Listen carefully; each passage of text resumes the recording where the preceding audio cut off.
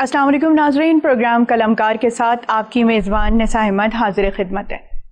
नाज़रीन, कहते हैं कि गुलाब का नाम जहन में आते ही सबसे पहला लफ्ज़ जो जहन में आता है वो खुशबू होता है, जबकि गुलाब तो एक ज़ात है और खुशबू उसकी सिफत है। इसी तरह से इंसानी ज़ात भी अपनी सिफ़ात की वजह से पहचानी जाती हैं, और एक लिखारी की सबसे बड़ी सिफत उसकी तहरीर होती है, जो कि उसके जाने के बाद भी ज़िंदा उसे रखती है।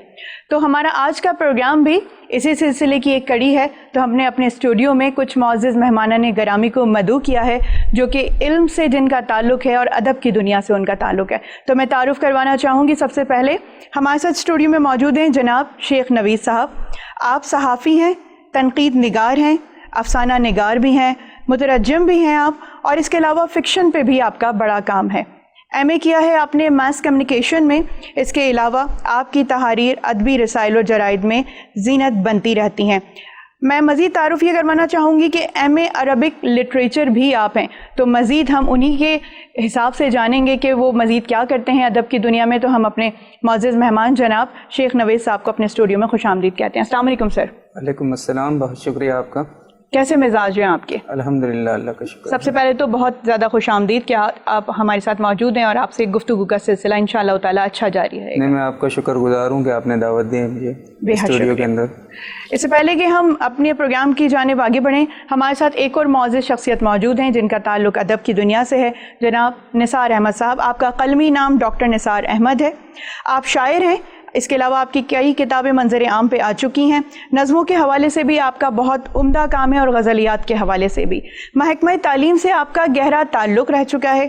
बानी और जर्नल सेक्रेटरी हैं आप बज़्म यारान सुखन के। इसके अलावा आप आर्ट्स काउंसिल के मेंबर भी हैं और रोज़नामा जसारत के मुस्तकिल आप राइटर भी हैं। तो हम अपने मुअज़्ज़ज़ मेहमान जनाब निसार अहमद साहब को अपने स्टूडियो में खुशामदीद कहते हैं। अस्सलाम वालेकुम सर। वालेकुम सलाम, बहुत शुक्रिया आपने बुलाया। कैसे मिजाज है सर? अल्लाह का शुक्र, ठीक ठाक हैं। तो जनाब हम बाकायदा गुफ्तगू का जो आगाज़ करते हैं, शेख नवीद साहब मैं आपकी जानिब से करूँगी कि उर्दू अदब की जानिब आपकी दिलचस्पी की वजह क्या बनी, और लिखने की तरफ बेसिकली रुझान हमारा नॉर्मली ऐसा होता है कि घर की तरफ से माहौल इस तरह मिलता है, तो किस तरह से आपने इस सफ़र का आगाज़ किया? बेसिकली घर में तो कोई ऐसा माहौल नहीं था कि मैं राग़िब होता, क्योंकि वालिद साहब जो है उनकी तालीम भी जो है वाजिबी सी थी, और वालिदा भी एक जो है हाउस वाइफ जिस तरह होती हैं इसी तरीके से था। लेकिन ये कि बचपन से जो है स्कूल के ज़माने से जो बच्चों के रसाइल निकलते थे, आँख मचोली, नौनहाल, तो इनको पढ़ने का बहुत शौक़ था। अच्छा। आप यूँ समझ लीजिए एक लत लगी हुई थी। हमारे वहाँ एक रेडीबान थे जो कि रसाइल रखा करते थे, और उस वक्त वो तकरीबन एक पुराना शुमारा में 5 रुपए का मिलता था, तो हम एक शुमारा खरीद के लाते और उसे पढ़ के वो दोबारा हम आधी कीमत में वापस उसे कर देते। तो हमें दूसरा दे देता। तो इसी तरह ये रसाइल पढ़ते रहे, आँख मचोली, नौनहाल, और उसी ज़माने के अंदर नौनहाल के लिए कुछ मज़ामीन भी लिखे, छोटी मोटी कहानियाँ भी लिखी, और वही सिलसिला जो है चलता रहा। जब आगे हम तालीम में जो है बड़े कॉलेज की तरफ आया, फिर यूनिवर्सिटी में आया, तो उसके बाद फिर बड़े अदीबों को पढ़ा। मुश्ताक अहमद यूसुफ़ी साहब, इंतज़ार हुसैन, अब्दुल्ला हुसैन। तो जब बड़े अदीबों को पढ़ा तो ज़ाहिर बात है फिर आप पढ़ते हैं तो फिर आपको लिखने की भी जो है ललक पैदा होती है। बिल्कुल। तो इसी तरह जो है लिखने की तरफ जो है आपका रुझान हुआ। बिल्कुल। डॉक्टर निसार साहब, मैं आप से भी गुफ्तगू का सिलसिला इन्हीं के जवाब से कनेक्ट करती हूँ कि जैसे कि उन्होंने बताया कि बचपन में नौनिहाल पढ़ते थे और वो लाइब्रेरी का एक सिस्टम होता था, तो क्या आप भी इसी माहौल की बदौलत परवान चढ़े हैं? देखिए मैडम, बात यह है कि मैं बुनियादी तौर पे एक शायर हूँ, और शायरी जो है वो वदियत इलाही है। कोई भी आदमी ना अस खुद शायर नहीं बन। बिल्कुल बिल्कुल। मैं हमेशा अपने प्रोग्राम में कहती हूँ या तो शायर होता है या होता ही नहीं है। तो अब शायर चूँकि मेरे अंदर छिपी हुई थी जी, तो मेरे घर में तो कोई ना शायर था ना कोई अदीब था, तो मैं बुनियादी तौर पे शायर था। तो जब मैं 1968 में प्राइमरी टीचिंग कोर्स कर रहा था, तो मेरे उस्ताद थे नईम आरफी साहब, जो शायर थे। एक रिसाला हमारे इदारे से निकल रहा था, तो उसके अंदर उन्होंने स्टूडेंट से भी कहा कि भाई आप अपना जो है ना मतलब जो अशार कह रहे हैं तो वो लिखें। तो फिर मैंने अपने अशार लिखे, और نعیم عارفی صاحب میرے استاد تھے, انہوں نے اس کی اصلاح کی اور وہ اس طرح سے چھپ گیا. تو گھر میں تو کوئی ادبی ماحول نہ پہلے تھا نہ اب ہے, اور میں سمجھتا ہوں کہ میری کتابیں اور میری لائبریری جو ہے اس کا مجھے نہیں پتا کہ میرے مرنے کے بعد وہ میرے بچے کیا کریں گے. صحیح. تو گھر میں تو ادبی ماحول نہیں ہے. اب چونکہ میں بائی برتھ شاعر ہوں تو شاعری میرے اندر چھپی ہوئی تھی, جیسے مجھے مواقع فراہم ہوئے تو شاعری جو ہے وہ مطلب. تو یہ بڑی بات ہے کہ گھر میں کسی کا کوئی رجحان نہیں ہے لیکن اس کے باوجود بھی آپ میں ادب کی محبت ہے. اور ہاں یہ تو گاڈ گفٹڈ ہے میڈم, اس کی وجہ سے ہے یہ. ٹھیک ہے. نوی صاحب آپ ایک تنقید نگار بھی ہیں, تو میں آپ سے یہ جاننا چاہوں گی کہ اس وقت میں نے دیکھا ہے کہ کسی نے بھی 2 شعر کہہ دی اور وہ شاعر بن گیا ہے, اور ایسے بھی شعراء کو میں دیکھتی ہوں اور مصنفین کو دیکھتی ہوں کہ جن کے قلم میں وہ زور نہیں ہوتا اور اس لیول کی تحریر نہیں ہوتی پھر بھی واہ واہ مل رہی ہوتی ہے. تو تنقید نگاری کیا واقعی اس لیول کی ہونی چاہیے کہ ایک لکھنے والے کو اپنی تحریر میں کچھ مزید اچھائی کے ساتھ کام کرنے کا موقع ملے؟ اصل میں جب سے سوشل میڈیا جو ہے ہمارے ہاں اس کا انفلوئنس بڑا ہے, تو اس سے یہ ہے کہ ہر شخص جو اردو لکھ سکتا ہے اس نے اپنے آپ کو جو ہے وہ سمجھتا ہے کہ میں ایک ادیب بھی بن سکتا ہوں, شاعر بھی بن سکتا ہوں, اور ادب کی ہر جو ہے صنف پر وہ جو ہے طبع آزمائی کر سکتا ہے, جبکہ حقیقت اس طرح نہیں ہے. اب ہمارے کتنے جو اچھے ادیب ہیں, جو معزز ادیب ہیں بڑے بڑے, وہ سوشل میڈیا پر بہت کم ہیں. کچھ ہیں ظاہر بات ہے وہ آتے ہیں لیکن بہت سے نہیں بھی ہیں. تو اب لوگوں کا رجحان اس طرح ہے کہ وہ جیسے ایک کال بھی کہا جاتا ہے نا مشتاق احمد یوسفی صاحب سے کہ اگر کوئی شعر بیک وقت 5000 افراد کو سمجھ آ جائے تو وہ شعر نہیں ہو سکتا, وہ کچھ اور چیز ہوگی. صحیح, بالکل ٹھیک کہا. تو ہمارے یہاں چونکہ ایک ہم چاہتے ہیں کہ فوری طور پر, جس طرح جلد باز قوم ہے کہ ایک شعر ہے وہ فوری طور پر ہمیں سمجھ آ جائے اور ہمارے مطابق ہو, کیونکہ ایک کی نظریہ یہ بھی جو پاپولر چیز جو ہوتی ہے, پاپولر ادب یا لٹریچر ہوتا ہے, اس کو عوام میں زیادہ پذیرائی ملتی ہے. مثلا جو فوراً سمجھ آ جائے, ہم چاہتے ہیں کہ ہمارا دماغ کسی کے اوپر غور و فکر نہ کرے, نہ اسے اگر ایک شعر تھوڑا مشکل آ جائے, اس میں کوئی ترکیب اس کے اندر مشکل استعمال ہوئی ہو, یا کوئی تشبیہ مشکل استعمال کی گئی ہو, یا استعارہ کوئی, یا کوئی ایسا لفظ استعمال کیا گیا ہو جو ہمارے کلاسیکی ادب کے اندر استعمال ہوتا ہے, تو ہمارا نوجوان کہتا ہے یار یہ بہت مشکل ہے, تو وہ اسے زیادہ قبول نہیں کرتا بنسبت اس کے جو آسان ہو اور بالکل اس میں سوچنا بھی نہ پڑے اور جو اس کے طبیعت کے مطابق ہو, بالکل, تو وہ اسے زیادہ پذیرائی دیتا ہے. تو اس سے یہ ہے کہ ایک نقصان بھی ہوا ہے کہ کچھ پاپولر لوگ جو ہے وہ زیادہ آگے آ گئے, اور ہمارے جو سنجیدہ جو ادیب ہیں یا اچھے جو شاعر ہیں وہ تھوڑا پیچھے چلے گئے ہیں. لیکن یہ کہ وقت کے ساتھ ساتھ امید ہے کہ اس صورتحال میں بہتری ہو جائے گی. بالکل. ڈاکٹر صاحب میں آپ سے پوچھنا چاہوں گی کہ جیسے جب ہم فرسٹ ایئر سیکنڈ ایئر میں اپنا سلیبس میں غزلیات پڑھا کرتے تھے, آپ غزل گو شاعر ہیں کیونکہ, تو اس وقت ایسا ہوتا تھا کہ ان کی غزلیات میں کچھ الفاظ اس طرح ہوتے تھے کہ ہمیں پینسل لے کے بیٹھنا پڑتا تھا اور اساتذہ ہمیں سمجھاتے تھے کہ اس کے معنی یہ نکلتے ہیں. ایک بہترین لیول کی اردو کا استعمال اس وقت ہمیں نظر آتا تھا. تو آپ نے کس کو سب سے زیادہ پڑھا ہے, کس سے انسپریشن ملی آپ کو بہت زیادہ؟ دیکھیں, پہلے تو یہ جو ابھی آپ نے سوال ان سے کیا تھا اپنے بھائی کیا شیخ صاحب سے, چند لائن میں اس میں جی بالکل بالکل. دیکھیے, تنقید کا مقصد ہوتا ہے کسی چیز کو تولنا, کسی چیز کو کسی چیز پہ جانچنا. تو اب جب آپ کسی چیز کو جانچتے ہیں تو اس کے لیے پہلے سے ایک معیار بنا ہوتا ہے کہ ہم کسی بھی چیز کو اس پر جانچیں گے نا.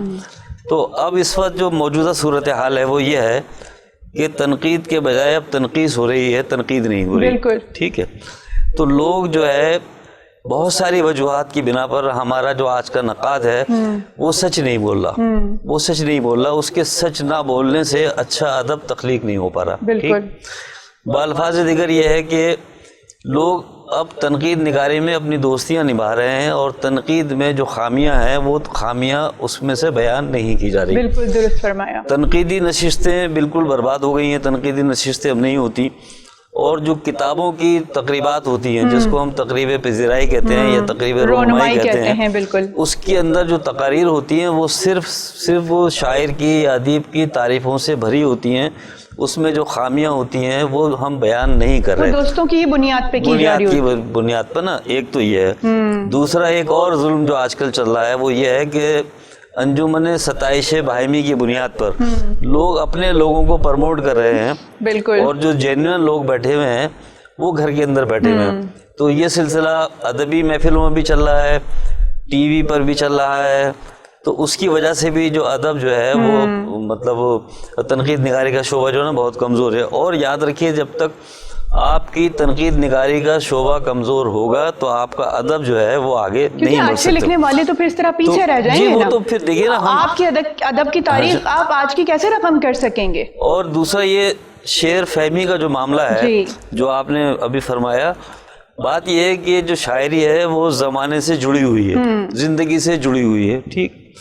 तो उस ज़माने के जो शायर थे वहाँ पर जो उनकी गज़लों में या उनकी नज़मों में जो मामलात थे वो उस ज़माने के मामलात थे, और वो बड़े दकीक अल्फाज अपनी रौब डालने के लिए अजीब अजीब तरह की और मतलब उसके लफ्ज़ियात।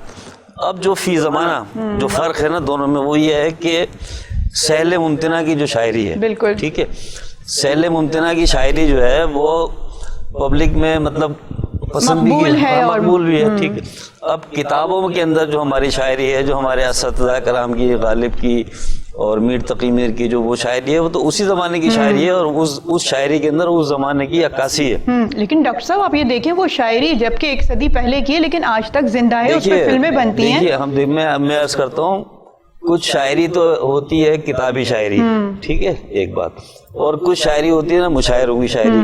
कराची के अंदर मैं बहुत सारे शायरों को जानता हूँ कि जो बहुत उनको ना दाद मिलती है, मगर वही शायरी अगर वो किताब में लिख दें तो वो उस पर ना दाद नहीं मिलेगी, ठीक है।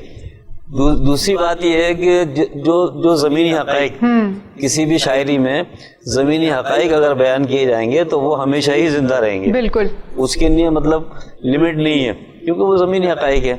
तो जो शोरा कराम ज़मीनी हक़ाइक़ बयान करते हैं अपनी शायरी में, उनकी शायरी जिंदा रहती है और हमेशा पढ़ी जाती है। और सहल मुमतना की जो शायरी है वो तो हर ज़माने के अंदर पसंद की जाती है।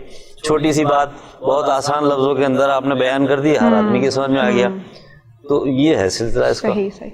नवीद साहब, आपने अरबिक लिटरेचर में भी मास्टर्स किया है, मतलब एक तो उर्दू अदब, दूसरी जानिब अरबिक लिटरेचर, तो क्या आप इसमें भी आपने कुछ अपना कलम उठाया है कभी? नहीं, इसमें फ़िलहाल अरबिक लिटरेचर के अंदर कुछ भी नहीं लिखा।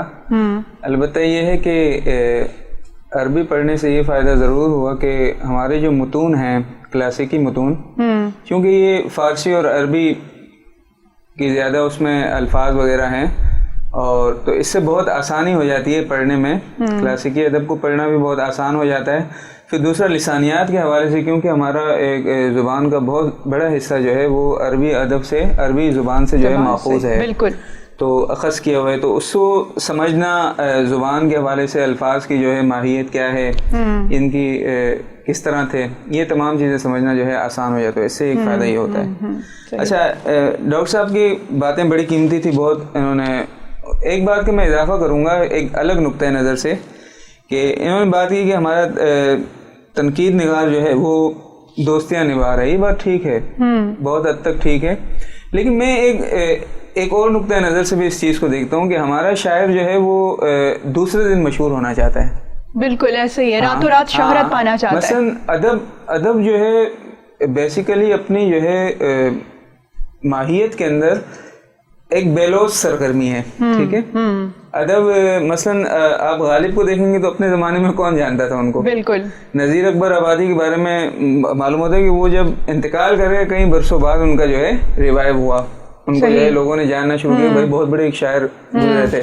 मैं अभी ताज़ा जॉन एलिया साहब की बात करूं, जब तक वो हयात थे तो उनके अशार शायद इतने मशहूर नहीं थे जितनी पजीराई उनके जाने के कई सालों बाद उनको मिलना शुरू हुई है। तो अब हमारे यहाँ ये है कि एक अदीब जो है, मैं आपको एक मिसाल दूंगा, मसलन मार्केज जो है वो तिलिस्मी हकीकत निगारी का जो है बादशाह कहा जाता है फिक्शन में, और नोबेल नाम याफ्ता है। वो कहते हैं मुझे मेरी 5 किताबें, 8 नावल उसने जब लिखे, उसने कहा 5 किताबों पर उसे रॉयल्टी भी नहीं मिली। अच्छा, ठीक है। 6ठी किताब कहीं जाके छपी है, तब जाके लोगों ने मालूम कि मार्केज कोई जो है एक अदीब था और बड़ा आदमी है।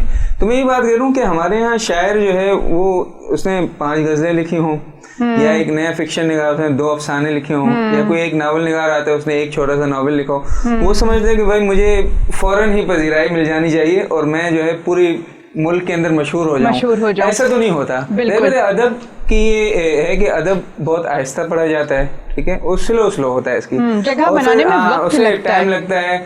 और हमारे यहाँ देखिए एक होती है रिकग्निशन और एक होती है पॉपुलैरिटी। तो हमारे अदीब ज्यादातर, मसलन मैं संजीदा अदीबों की बात नहीं करूँगी, जिन्होंने अपनी पूरी जिंदगी अदब को दी, वो तो जाहिर बात है उनकी बहुत बड़ी खिदमत है। अच्छा, मजे की बात है कि उनमें से बहुत कम लोगों को लोग जानते हैं। जी जी जी, ये भी है।